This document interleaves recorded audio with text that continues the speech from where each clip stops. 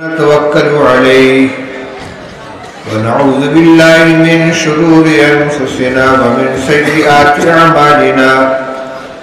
من يهده الله فلا مضل له ومن يضلل فلا هادي له ونشهد أن لا إله إلا الله وحده لا شريك له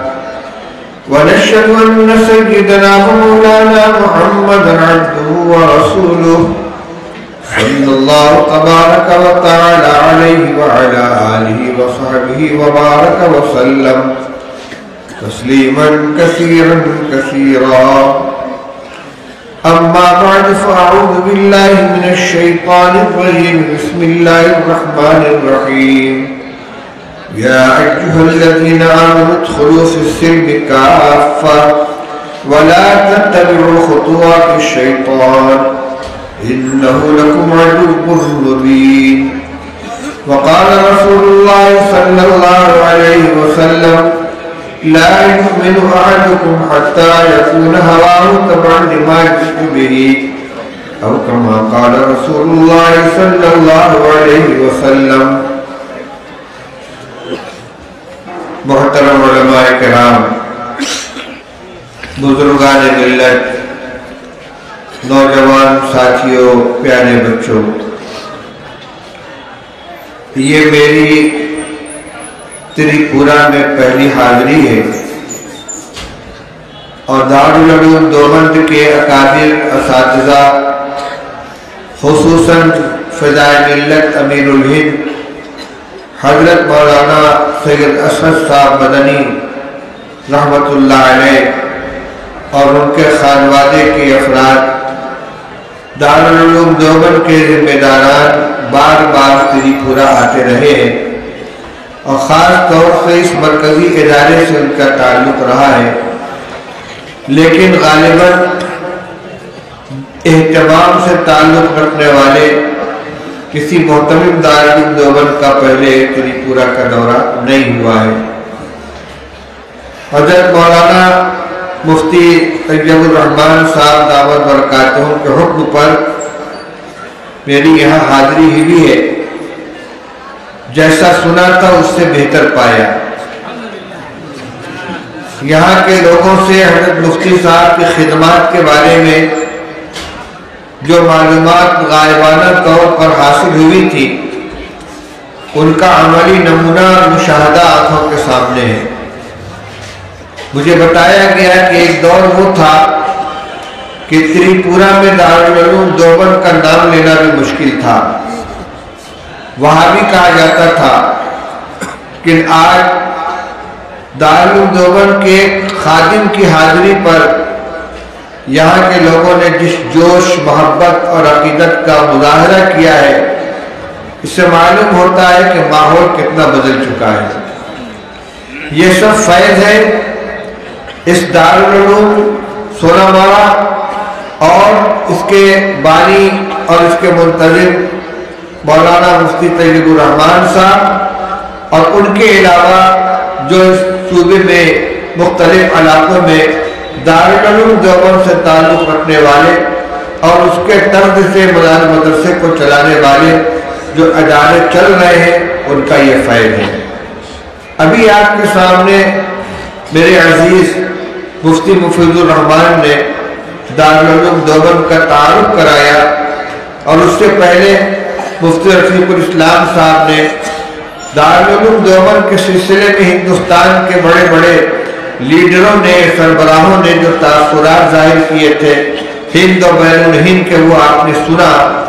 ایک بات میں یہ عرض کر دوں کہ اگرچہ اصل دارالعلوم وہ ادارہ ہے جو سہارنپور ضلع کے قصبہ میں دیوبند کے اندر قائم ہے، لیکن جس طرح سمندر سے دریا نکلتے ہیں، دریا سے نہریں نکلتی ہیں، اسی طریقے سے آج پورے ملک ہی نہیں بلکہ پوری دنیا کے اندر دارالعلوم کے سے فیض یافتہ حضرات نے جو ادارے قائم کیے ہیں وہ اپنی اپنی جگہ پر چھوٹے چھوٹے دارالعلوم ہیں. کتنے ہوئے جن کا نام بھی دارالعلوم ہے لیکن اگر کسی اور نام سے بھی قائم ہے، وہ اسی مشن کو لے کر چل رہے ہیں، اسی فکر کو لے کر چل رہے ہیں، اسی مسلک اور مشرق کو پھیلا انہی دینی علوم کی نشر و اشاعت کر رہے ہیں کہ جو دارالعلوم دیوبند کا منہاج ہے، جو اس کا نصاب تعلیم ہے، اور جس کی نشر و اشاعت دارالعلوم کے بانیان اور اس کے جو مؤسسین تھے ان کے پیش نظر جو چیز تھی۔ بہت سے حضرات جنہوں نے پوری دنیا کے اسفار کیے ہیں، حضرت مولانا مفتی تقی عثمانی صاحب، حضرت جناب پیر ذوالفقار صاحب، سعودی عرب کے مسجد حرام کے امام محمد ابن عبداللہ سبیعی، ان حضرات کے بیانات، اسی طرح جو حرم کے دیگر ائمہ ہیں، سدیس صاحب، شریف صاحب، ان سب نے دارالعلوم دیوبند کے اندر اپنے بیانات میں اس بات کا اظہار کیا ہے کہ ہم دنیا کے جس خطے میں بھی پہنچے،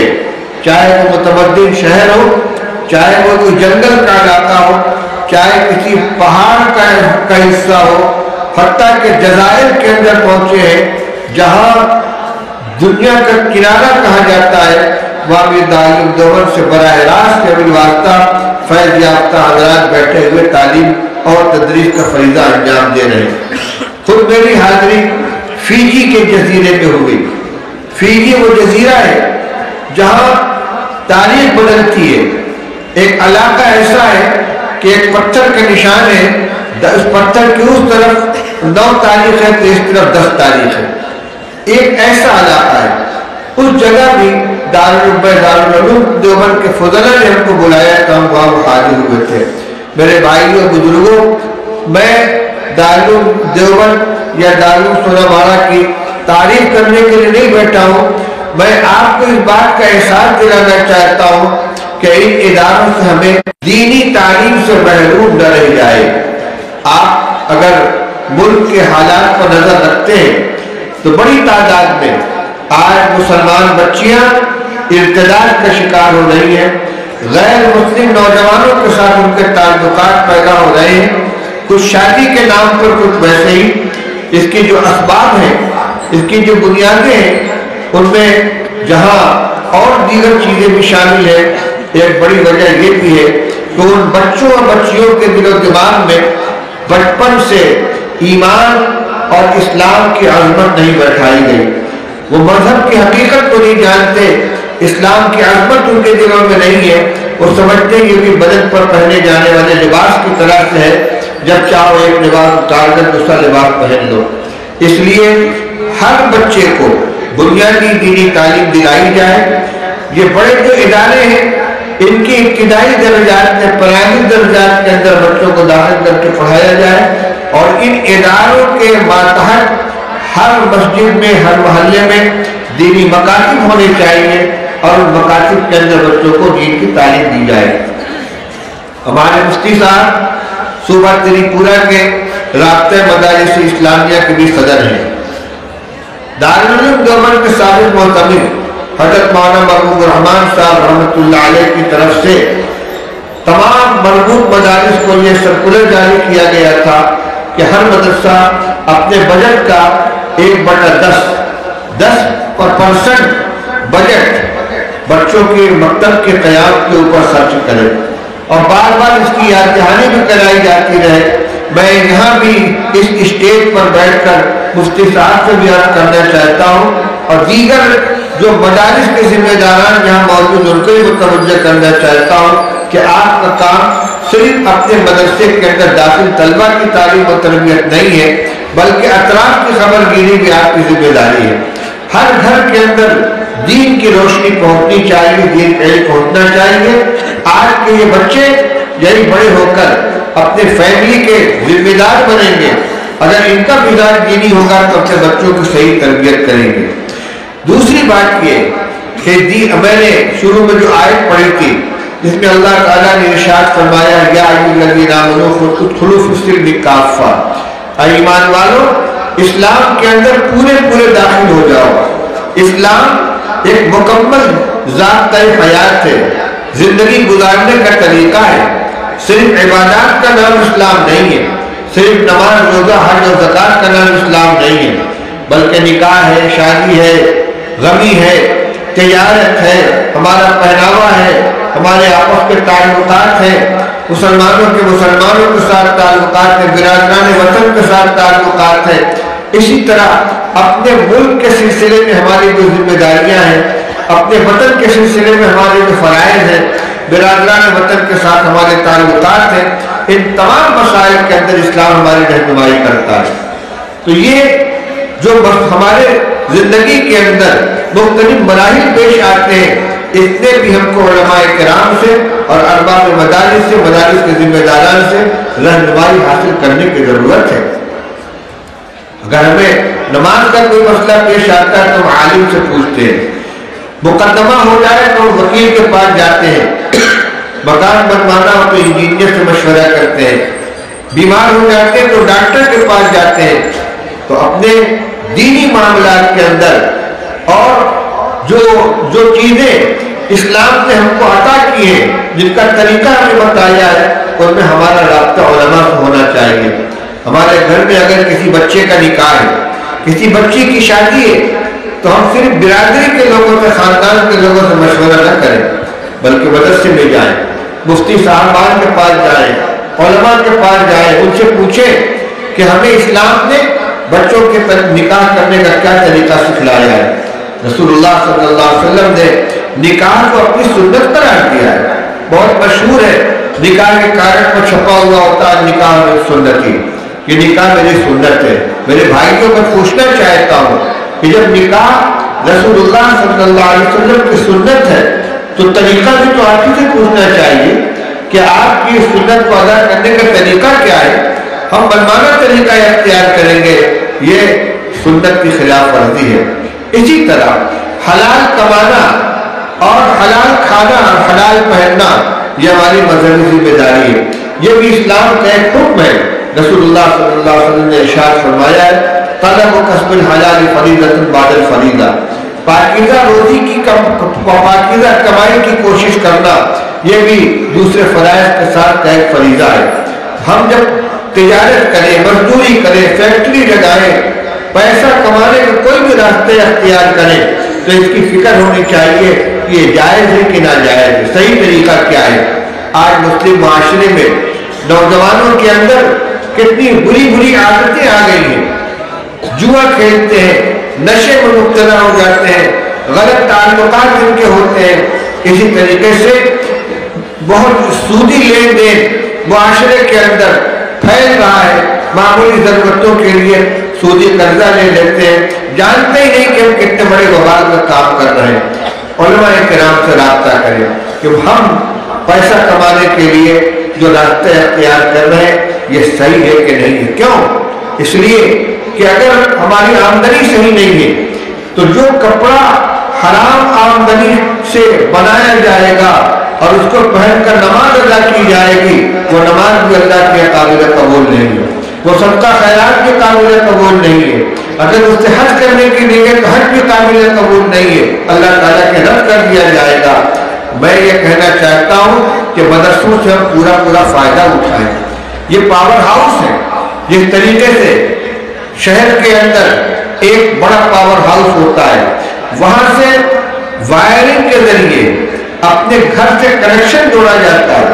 اگر یہ کنیکشن جڑا ہوا ہے اور وہاں سے پاور سپلائی ہو رہا ہے، بجلی سپلائی ہو رہی ہے، تو ہمارا پنکھا بھی چلے گا، بلب بھی جلے گا۔ لیکن بڑا سے بڑا پاور ہاؤس شہر کے اندر لگا ہوا ہو لیکن ہمارا وہاں پہ کنیکشن نہیں ہے، گھر میں اندھیرا پھیلا رہے گا۔ تو ایمانی اور دینی پاور ہاؤس سے ہمارا کنیکشن ہونا چاہیے، ہمارا رابطہ ہونا چاہیے، دونوں طرح سے ہم اس سے محبت کریں،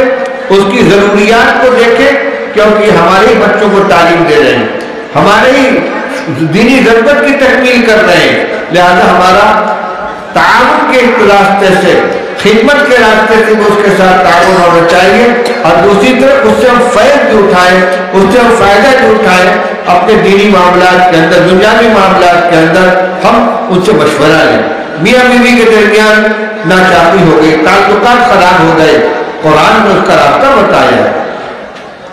کیا بتایا ہے؟ وَإِنْ خِفْتُمْ شِقَاقَ بَيْنِهِمَا فَابْعَثُوا حَكَمًا مِنْ أَهْلِهِ وَحَكَمًا مِنْ أَهْلِهَا إِنْ يُرِيدَا إِصْلَاحًا يُوَفِّقِ اللَّهُ بَيْنَهُمَا۔ اگر میاں بیوی کے درمیان اختلاف ہو جائے، انتشار ہو جائے، مخالفتیں پیدا ہو جائیں، ایک آدمی ادھر کر لو، ایک آدمی ادھر کر لو، دونوں مل بیٹھے بات چیت کریں، اس اختلاف کو ختم کرنے کی کوشش کریں۔ آج مسائل سے واقف نہیں ہے، علماء سے رابطہ نہیں کرتے، ذرا سے اختلاف ہوا اٹھا کے طلاق دے دی، اس کے بعد دونوں فیملی تباہ ہو جاتی ہے، بچے بیچ میں برباد ہوتے ہیں۔ طلاق دے دینے کے بعد پھر علماء کے پاس جاتے ہیں، مفتی صاحب کو راستہ نکال دیجیے، اپنے پیر کو کڑھائی تو خود ماری ہے، مفتی صاحب کیا راستہ نکالیں گے؟ اس لیے کوئی جھگڑا پیدا ہو گیا، جائیداد کا جھگڑا ہو گیا، بھائی بھائی میں لڑائی ہو گئی، میاں بیوی میں اختلاف پیدا ہو گیا، بجائے چودھری صاحب کے پاس جانے کو علماء کے پاس جائے کہ ہمارا یہ معاملہ ہے، اور دونوں مل کر ان سے کہیں کہ شریعت کی روشنی میں ہمارا فیصلہ کر دیجیے، ہمارا لباس، ہماری وضاقت، ہماری شکل صورت ویسی ہونی چاہیے کہ ہم نظر آئے کہ ہم محمد رسول اللہ صلی اللہ علیہ وسلم کے غلام ہیں، جن کا ہم نے کلمہ پڑھا ہے۔ یہ ساری کی ساری چیزیں آپ کو کہاں سے ملیں گی؟ انہیں مدارس کے ذریعے ملیں گی، انہیں کے ذریعے محبت اہل وطن کا درس دیا جاتا ہے۔ ہم جس ملک کے باشندے ہیں اس کی تعلیم میں ہمارا حصہ ہے۔ ابھی آپ نے سنا کہ مغل امپائر کے زوال کے بعد 10 سال بھی نہیں گزرا تھا، 1857 کے اندر ملک پر مکمل انگریزوں کا قبضہ ہوا ہے، اور 1866 میں دارالعلوم دیوبند کی بنیاد پڑی ہے۔ دارالعلوم کی جو بنیاد پڑی تھی تو اس کے 2 مقاصد تھے، ایک ملک کو غلامی سے نکالنے کے لیے افراد تیار کرنا، اور دوسرے جو انگریزوں نے اپنا قبضہ ہونے کے بعد تمام مدارس وغیرہ کا وسوار کر دیا، ختم کر دیا، تو اپنے مذہب کی حفاظت، آنے والی نسلوں کے ایمان کی حفاظت، یہ دونوں ذمہ داریاں لے کر دارالعلوم کھڑا ہوا تھا، اور الحمدللہ اس کی دارالعلوم دیوبند نے بھی پورا کیا، اور وہاں سے پڑھ کر نکلنے والے علماء و فضلہ نے پوری دنیا کے اندر پھیل کر اسی طرح پر مدارس قائم کر کے اس مشن کو بڑھایا۔ اگر یہ ادارے نہ ہوتے تو آج ملک کا نقشہ وہی ہوتا جو اسپین کا ہوا، کہ جو اسلامی شان و شوکت کا مرکز تھا، ہر چپے چپے پر اسلام کی شوکت کے نشانات تھے، لیکن جب وہاں سے لوگوں کو نکالا گیا تو آج وہاں کے غرناطہ کی مسجد کے اندر 2 رکعت نماز پڑھنا بھی جرم ہے، وہ ایک میوزیم بن کر رہ گئی ہے، وہاں کوئی اذان نہیں ہوتی، کوئی نماز نہیں ہوتی۔ اگر خدا نخواستہ یہ اقالی کھڑے نہ ہوتے تو ہندوستان کا نقشہ بھی اسپین سے الگ نہ ہوتا۔ میرے بھائی کو میں یہ عرض کرنا چاہتا ہوں کہ ہماری دارالعلوم سونا مارا ہو یا آپ کے علاقوں کے مدارس ہو، کیونکہ پورے صوبے سے یہاں الحمدللہ آئے ہوئے ہیں لوگ، علماء بھی ہیں، سامعین بھی ہیں، مدرسوں سے ربط رکھیے، دونوں طرح کا ربط رکھیے، اس کھیت کو پانی دیجیے، اس کی سیلابی کا انتظام کیجیے، جو منتظمین ہیں ان کی ساری توجہ مدرسے کے نظام کو چلانے کے اوپر ہو، تعلیم کو کیسے فروغ دیا جائے، اسلامی معاشرے کا کام کیسے کیا جائے، جمعیت کا کام کیسے کیا جائے، اور دین کو کیسے پھیلایا جائے، بچوں کو دینی تعلیم کیسے دلائی جائے، معاشرے میں پھیلی ہوئی برائیوں کو کیسے مٹایا جائے، وہ اپنی ساری انرجی اس میں خرچ کریں، ان کو ہمہ وقت اس کی فکر نہ رہے کہ اساتذہ کو تنخواہ کہاں سے دی جائے گی، طلبہ کو کھانا کہاں سے دیا جائے گا، تعلیم کیسے پوری کرائی جائے گی۔ کہ ہماری ذمہ داری ہے کہ جو ہماری خدمت کرنے کے لیے بیٹھے ہیں ہم ان کی ضروریات کے لیے آگے بڑھ کر اپنی خدمت پیش کریں کہ آپ اپنا کام کیجئے، اور آپ کی جو ہماری ضروریات ہے ہماری ذمہ داری ہے اس کو پورا کریں گے۔ میں کہا کرتا ہوں کہ حدیث پاک میں آتا ہے کہ طلب العلم فریضۃ علی کل مسلم، ہر مسلمان کے لیے علم کا حاصل کرنا فرض ہے۔ ہر باپ کی ذمہ داری ہے کہ اپنے بچے کو دین کی تعلیم دے، جیسے اپنے بچے کو کھانا کھلانا، اس کو کپڑا مہیا کرنا، اس کے سر کے مکان کی چھت مہیا کرنا، بیمار ہو جائے تو اس کو علاج کرنا، بڑا ہو جائے تو اس کی شادی کرنا، یہ تمام ذمہ داریاں باپ کی تنہا ہیں۔ اس ذمہ داری میں اس کے ساتھ کوئی شریک نہیں ہے۔ بالکل اسی طریقے سے ہر باپ کو اپنے بچے کو دینی تعلیم دلانا ہر باپ کی اپنی ذاتی ذمہ داری ہے۔ جب اس ذمہ داری کو ایک ادارے نے اٹھا لیا ہے، ہماری اور آپ کی پوری میجارٹی کی ذمہ داری کو ایک ادارے نے اٹھا کے ہمارا کام کر رہا ہے، وہ ہماری ذمہ داری کو ادا کر رہا ہے، اس لیے اس کا تعلق کرنا اور اس کی ضروریات کی تکمیل کرنا یہ ملت کی اجتماعی ذمہ داری ہے۔ دوسری بات جو میں نے عرض کی ہے، ان اداروں سے بھرپور فائدہ اٹھائیں، صرف اس طرح نہیں کہ اپنے بچوں کا آپ نے داخل کر دیا، بچے تو پڑھیں گے ہی، لیکن بہت سے وہ نوجوان کہ جنہوں نے بچپن میں دینی تعلیم حاصل نہیں کی، بالغ ہو گئے، شادی شدہ ہیں، بچوں والے ہو گئے،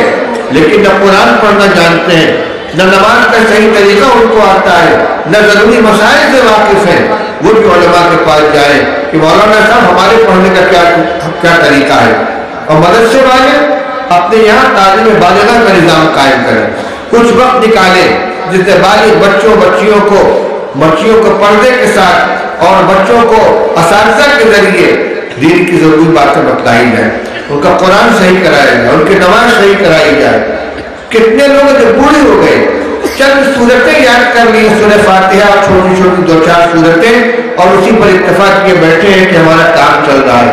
قرآن اللہ نے 30 پاروں کا نازل کیا ہے، 3-4 سورتوں کا قرآن نہیں ہے، اس کے اوپر اتفاق کیے بیٹھے، کس قدر محرومی کی بات ہے۔ اگر کوئی دنیا کے کسی فن کو حاصل کرنا چاہتا ہے، عمر کو نہیں دیکھتا، ضرورت ہے کوچنگ سینٹر میں جا کر کسی ٹیچر کے ذریعے سے، ٹیوشن کے ذریعے سے بڑی عمر کے اندر جو لوگ چیزوں کو سیکھتے ہیں، تو دینی تعلیم حاصل کرنے کے لیے آپ کی شرم کیوں آتی ہے؟ ایسے ہی گھروں کے اندر ہمارے دینی تعلیم کا انتظام ہونا چاہیے، مقامی زبان میں دینی کتابیں گھروں کے اندر پڑھی جائیں، فضائل اعمال ہیں یا بزرگوں کے رسائل ہیں یا علاقائی لوگوں نے جو رسالے دین کے لکھے، دینی مسائل وغیرہ کے لکھے ہوں، ان کو گھر میں عورتوں بچوں کو اکٹھا کر کے تھوڑی دیر پڑھنے پڑھانے کا ماحول بنایا جائے۔ سب کا مقصد میرا یہ ہے کہ ہم مسلمان بن کر جینا سیکھیں، اور اللہ نے جو حکم دیا ہے کہ اے لوگوں اسلام میں پورے داخل ہو جاؤ، اس پر ہمارا عمل ہو۔ اللہ تعالیٰ ارشاد فرماتے ہیں اے ایمان والو پورے اسلام میں داخل ہو جاؤ، سر سے پیر تک اسلام میں آ جاؤ، تمہارا ہر عمل اسلام کے مطابق ہو، اللہ کی ہدایت کے مطابق ہو۔ وَلَا تَتَّبِعُوا خُطُوَاتِ الشَّيْطَانِ، شیطان کے نقش قدم کی پیروی مت کرو۔ شیطان کے نقش قدم کی پیروی کیا ہے؟ یہی پیروی ہے کہ نماز تو ہم پڑھیں گے مولانا سے پوچھ کر، روزہ تو رکھیں گے ہم ان سے معلوم کر کے، زکوٰۃ تو دیں گے دارالفتہ کے فیصلے کے مطابق، حج کرنے جائیں گے تو شریعت کے حکم کے مطابق حج کریں گے، لیکن تجارت ہوگی تو منمانی طریقے سے ہوگی، شادی بیاہ کریں گے تو رسم و رواج کے مطابق کریں گے، پہناوا ہمارا اپنی مرضی کا ہوگا، جیسے چاہیں گے کمائیں گے، جیسے چاہیں گے خرچ کریں گے۔ یہ شیطان کے نقش قدم کی پیروی، وہ یہی چاہتا ہے آدھا پیتل آدھا بٹیر، بس تم یہ سمجھ لو کہ چند چیزوں میں ہم نے اسلام کو اختیار کر لیا، ہماری ذمہ داری ختم ہو گئی۔ میرے بھائی کے بزرگوں، یہ بڑی گمراہی کی بات ہے۔ میں نے اس آیت کریمہ کے بعد ایک حدیث بھی پڑھی تو اس کا بھی مختصر ترجمہ آپ کے سامنے کر دوں۔ رسول اللہ صلی اللہ علیہ وسلم نے ارشاد فرمایا ہے لا یؤمن احدکم حتی یکون ہواہ تبعا لما جئت بہ، تم میں سے کوئی اس وقت تک مومن نہیں کہہ جا سکتا جب تک کہ اس کی تمام خواہشات اس دین کے تابع نہ ہو جائے جس کو لے کر میں آیا ہوں، جو دین میں لے کر آیا ہوں۔ آدمی کی اپنی خواہش، اپنی چاہت، اپنی تمنا، ہر چیز اس دین کے تابع ہو جائے، ہم وہی کریں جو دین ہم سے چاہے، وہی پہناوا ہو ہمارا، وہی کھانا ہو ہمارا، وہی کمانا ہو ہمارا، وہی ہماری شکل صورت ہو، وضع قطع ہو، اسی شکل میں ہماری تقریبات ہو، شادی بیاہ غمی کے تقریبات ہو، سب کچھ اس دین کے مطابق ہوگا، تب تو ہم کہلائیں گے کہ ہم محمد رسول اللہ صلی اللہ علیہ وسلم جو غلام ہیں، آپ کے تعلیمات کو ہم مانتے ہیں۔ میرے بھائیوں، یہی چیزیں سکھائی جاتی ہیں مدارس کے ذریعے سے۔ اس طریقے سے آپ دیکھیں یہ مدرسے اللہ کی بہت بڑی نعمت ہے، اور جہاں ادارے نہیں ہیں، جہاں علماء کرام نہیں ہیں، وہاں اگر کسی کا انتقال ہو جائے تو مسجد کے نماز جنازہ پڑھانے والا کوئی نہیں ملتا، بغیر نماز جنازہ کے میت کو دفن کر دیا جاتا ہے، جھنڈا گاڑ دیا جاتا ہے، جب کوئی آتا ہے تو قبر کے اوپر نماز ادا کرتا ہے۔ میرے بھائیوں، اللہ کا شکر ادا کریں کہ اللہ نے آپ کو آپ کے علاقے میں ایسے علماء پیدا کیے، ایسے ذمہ دار حضرات کو اللہ نے کھڑا کر دیا، اور یہ ادارے ہیں ان سے نفع اٹھائیں، اپنی پوری زندگی کے اندر اس کو داخل کریں۔ قابل مبارکباد ہے وہ ماں باپ کہ جنہوں نے اپنے بچوں کو مدرسے میں داخل کیا، بچے عالم بن رہے ہیں، حافظ بن رہے ہیں، قاری بن رہے ہیں، اچھے نمبرات سے کامیاب ہو رہے ہیں۔ آج کے یہ بچے انشاءاللہ یہی اپنے فیملی کے لیے، اپنی بستی کے لیے، اپنے محلے کے لیے اور اپنے شہر کے لیے رہنمائی کا کام کریں گے۔ آج کے یہی بچے آگے بڑھ کر امام بنیں گے، مفتی بنیں گے، عالم بنیں گے، یہ سب کے لیے صدقہ جاریہ بنیں گے۔ آخری بات مجھے یہ عرض کرنی ہے کہ بنیادی دینی تعلیم دلانا یہ تو ہر مسلمان کی ذمہ داری ہے اور ہر بچے کو دلایا جائے، لیکن اللہ نے اگر آپ کو 4 بچے دیے ہیں، آپ ان کو علم سے محروم نہ رکھیں۔ اگر آپ کسی ایک کو تاجر بنانا چاہتے ہیں، کسی ایک کو وکیل بنانا چاہتے ہیں، ڈاکٹر بنانا چاہتے ہیں، تو ایک کو عالم بنائیے، حافظ بنائیے۔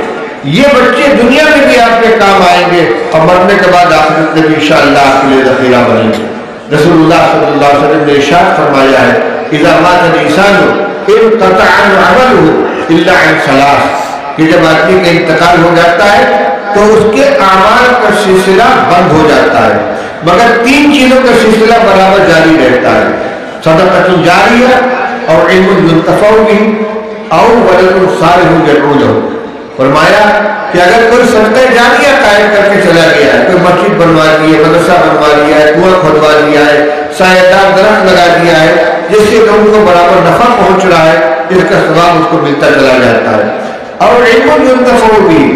یا کوئی علم کا سلسلہ ایسا جاری کر دیا جس سے لوگ نفع اٹھاتے ہیں، عالم بنا دیا، لوگ اس سے مسئلہ پوچھتے ہیں، امام بنا دیا جس کے پیچھے لوگ نماز ادا کرتے ہیں، جو وعظ و تبلیغ کے لیے لوگوں کی رہنمائی کرتا ہے، تو یہ بھی وہ تو چلا جائے گا۔ اگر نیک اولاد کو چھوڑ کر کوئی جائے گا جو اپنے والدین کے لیے دعا کرتی رہے تو اس کا بھی سلسلہ برابر جاری رہتا ہے۔ یہ سارے اولاد کہاں بنے گی آپ کی؟ سارے اولاد وہی بنے گی جب اس کو آپ نے عالم بنایا ہے، حافظ بنایا ہے، دینی تعلیم دی ہے، تو انشاءاللہ آپ کو مرنے کے بعد آپ کی یہ دعا بھی کرے گی۔ خاص کرتا ہوں کہ آپ کے سامنے جو پگڑی باندھتے ہوئے بچے آ رہے ہیں، جن کو انعامات دیے جا رہے ہیں، یہ آپ کے ہی بچے ہو سکتے ہیں اور ہونے چاہیے۔ اپنے بچوں کو آپ دینی تعلیم دلائیں، عالم بنائیں، حافظ بنائیں، قاری بنائیں، مفتی بنائیں۔ یہاں سے پڑھنے کے بعد دارالعلوم دیوبند، مدارس سہارنپور اور جو ملک کے بڑے بڑے ادارے ہیں وہاں جائیں، وہاں سے فارغ ہو کر آئیں، پھر آ کر آپ کی اور یہاں کی خدمت کریں۔ اللہ تعالیٰ نے اس کی توفیق عطا فرمائے۔ آپ حضرات نے میری آمد کے اوپر جس محبت کا اظہار کیا ہے، میں اس کے لیے تہ دل سے شکر گزار ہوں، اور حقیقت یہ ہے کہ سب کچھ میری ذات کے ساتھ نہیں ہے بلکہ اسی نسبت کی بنا پر ہے جو دارالعلوم دیوبند کے ساتھ اس ناکارہ کو قائم ہے۔ یہ آپ کی ساری محبت دارالعلوم دیوبند کے ساتھ ہے، اور یہ ثمرہ ہے ان اکابر کے اخلاص کا، ان کی الہیت کا، جس جذبے کے ساتھ انہوں نے، جس اخلاص کے ساتھ انہوں نے دارالعلوم دیوبند کو قائم کیا تھا، آج تک اس کا سکہ لوگوں کے دلوں کو بیٹھا ہوا ہے، اور وہاں سے تعلق رکھنے والا ایک ادنا آدمی بھی اگر آ جاتا ہے تو ہماری آنکھیں اس کے لیے فرشراہ ہوتی ہیں۔ اللہ تعالیٰ اس حقیقی تعلق ہمیں نصیب فرمائے اور ان اکابر کے نقش قدم پر چلنے کی توفیق عطا فرمائے۔ ایک بار پھر میں حضرت مفتی صاحب کا، مدرسے کے ذمہ داران کا اور باشندگان تریپورہ کا اور خاص طور سے اس علاقے کے لوگوں کا شکریہ ادا کرتا ہوں، اور امید کرتا ہوں کہ آپ کا یہ اجلاس ہمارے لوگوں کے درمیان علماء اور اکابر کے مواعظ کے ذریعے جو باتیں بیان کی گئی ہیں ان کو زندگی میں اپنے جاری و ساری کرنے کا، زندگی میں تبدیلی پیدا کرنے کا ذریعہ بنے گی۔ وآخر دعوانا الحمدللہ رب العالمین۔ دعا فرمائے بھائی اللہ تعالیٰ ہم سب کے جمع ہونے کو قبول فرمائے۔ اے اللہ ہم سب کے گناہوں کو معاف فرما دے،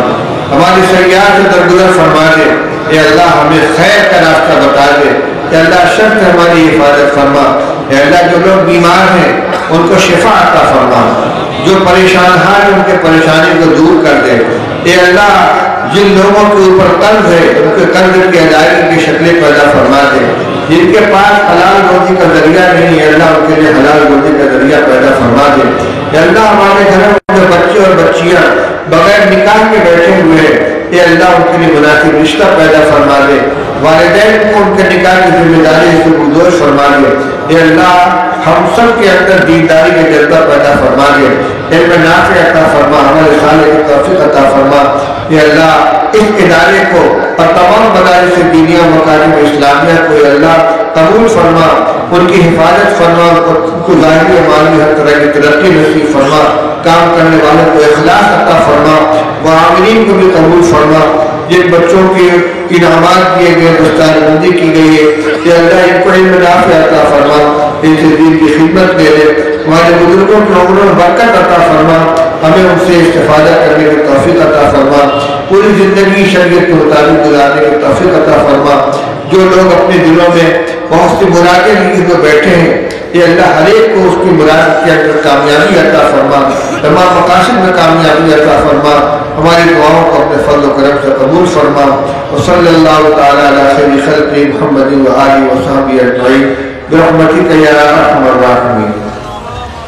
السلام علیکم ورحمۃ اللہ وبرکاتہ.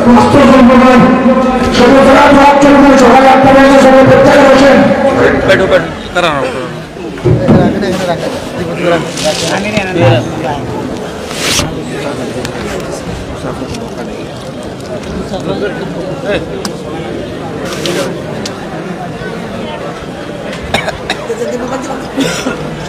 بھائی راستہ